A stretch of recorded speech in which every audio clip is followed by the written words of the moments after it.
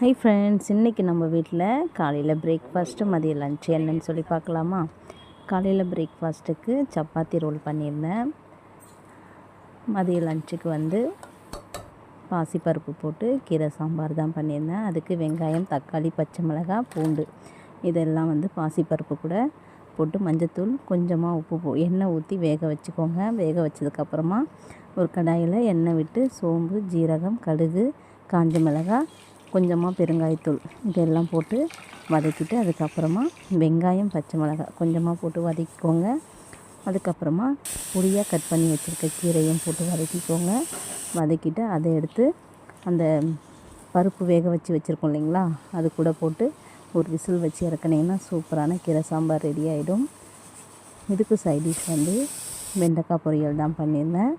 இன்றைக்கி நம்ம வீட்டில் மதிய லன்ச்சுக்கு சூப்பரான அரைக்கீரை சாம்பாரும் வெண்டைக்காய் பொரியலும்னா பிள்ளைங்களுக்கு மதிய லன்ச் பாக்ஸுக்கு இதையே கொடுத்து விட்டாச்சு. வீடியோ பிடிச்சிருந்துச்சின்னா லைக் பண்ணுங்கள், ஷேர் பண்ணுங்கள், சப்ஸ்கிரைப் பண்ணுங்கள் ஃப்ரெண்ட்ஸ். பாய்.